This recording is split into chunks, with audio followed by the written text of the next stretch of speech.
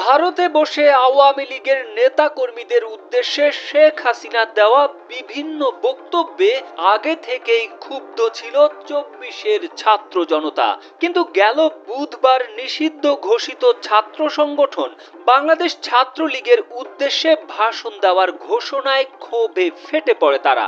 শেখ হাসিনার যাবতীয় কর্মকাণ্ডের প্রতিবাদে বুধবার ধানমন্ডির ৩২ নম্বরে শেখ মুজিবুর রহমানের বাড়ি ভেঙে ফেলে তারা। পরদিন বৃহস্পতিবার মধ্যরাতে ধানমন্ডির ৩২ নম্বর বাড়ি ভেঙে দেওয়ার ঘটনায় তীব্র নিন্দা জানিয়ে বিবৃতি দিয়েছে ভারত সরকার। অত্যাধুনিক ফিচার সম্বলিত বিভিন্ন সাইজ আর কালারের ২৫০-টিরও বেশি ডিজাইন অপশন নিয়ে ওয়ালটন স্মার্ট ফ্রিজ, বোঝে আপনার প্রয়োজন।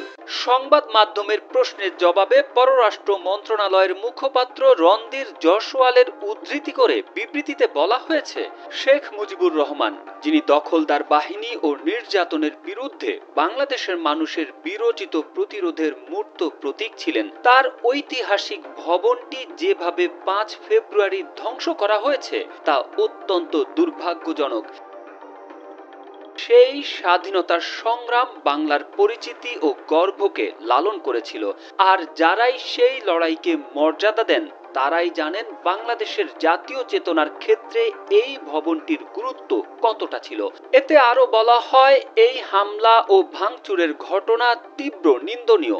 ঢাকায় ভারতের ভারপ্রাপ্ত রাষ্ট্রদূতকে তলব করে এর আগে বাংলাদেশ সরকার তাকে যে বার্তা দিয়েছে সে ব্যাপারে দিল্লিতে পররাষ্ট্র মন্ত্রণালয়ের পক্ষ থেকে কোনো মন্তব্য করা হয়নি।